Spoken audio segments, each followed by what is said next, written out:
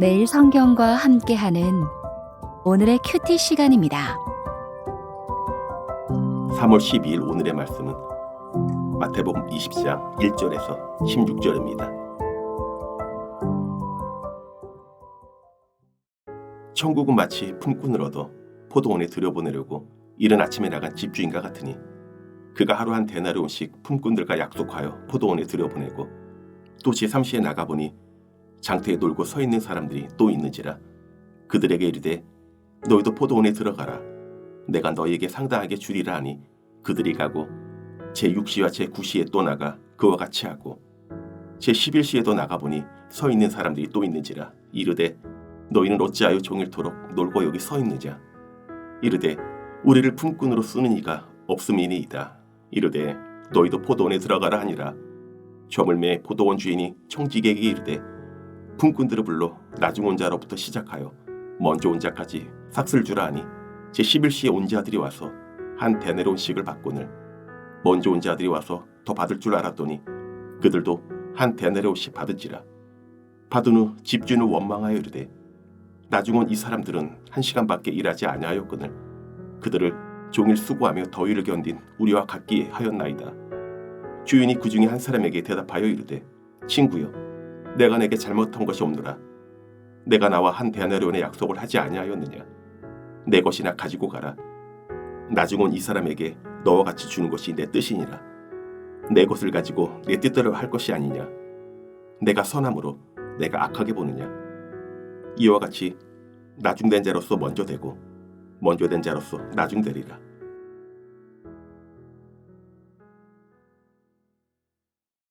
말씀으로 하루를 여는 묵상의 시간입니다. 오늘도 말씀 앞에 머무는 복된 주일 되기를 바랍니다. 오늘 본문은 마태복음 20장 1절부터 16절까지 말씀입니다. 예수님은 포도원 품꾼을 부르는 주인의 비유로 하나님 나라의 모습을 알려주십니다. 천국이 어떤 곳이며 천국의 백성이 누구인지 설명하신 예수님이 나중된 자가 먼저 되고 먼저 된 자가 나중되리라 라고 말씀하시며 천국의 주인이 누구신지 다시 알려주십니다. 먼저 1절부터 7절까지 말씀을 보도록 하겠습니다. 천국은 마치로 비유를 시작합니다. 천국을 기대하고 소망하지만 그 천국이 어떠한지 비유하며 천국의 주인 되신 하나님을 알려주시고 있습니다. 천국은 마치 품꾼을 얻어 포도원에 들여보내는 집주인과 같다고 시작됩니다. 이른 아침 집주인은 하루 한 데나리온씩 품꾼들과 약속하며 포도원의 품꾼을 구합니다. 이른 아침 3시, 6시, 9시, 11시에 나가는 것은 이른 아침 오전 9시, 정오, 오후 3시, 오후 5시에 나가는 것과 같습니다. 일꾼으로서 이른 아침부터 나가 있었지만 아무것도 하지 못한 모습과 또 하루 종일 기다리는 마음에 얼마나 간절하였겠습니까? 동시에 일꾼을 데리고 가는 사람들은 매 시간 나와 자신에게 쓸모있는 좋은 사람을 데려가려고 하였겠지요. 세상은 자신의 눈에 필요한 가치 있는 것들만 가지고 더 가고 더 좋은 것을 자신의 필요의 기준에 채웁니다. 그러기에 어떤 이익을 가져올 것인지 얼마나 세상에 쓸모가 있는지가 그 가치의 기준입니다. 그러나 포도원을 가진 집주인은 자신의 쓸모보다 품꾼에 더 가치를 가집니다.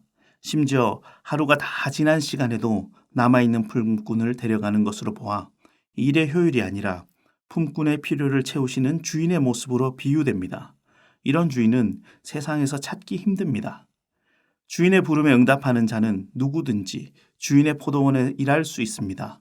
여전히 5시까지 남아 나에게 오늘이 없었더라면 이라고 생각하는 분이 있습니까? 오늘 주인의 부름에 5시에 포도원에 들어간 품꾼처럼 주인의 부름에 반응하며 살아가는 하루가 되시기를 바랍니다.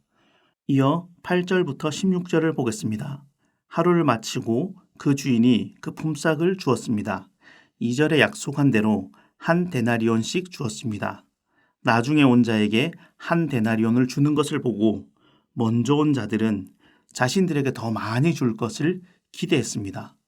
그러나 그들도 한 데나리온이었습니다. 먼저 온 자들이 원망하며 함께 일하던 자들을 비판하기 시작합니다. 자신들이 일한 시간과 가치를 주장하며 주인의 약속을 잊어버리는 것입니다.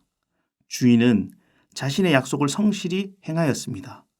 그러나 일꾼들은 주인의 손길을 기다리던 모습은 간대없고 주인의 처우를 평가하며 자신이 상대방보다 더 많이 받기를 원합니다.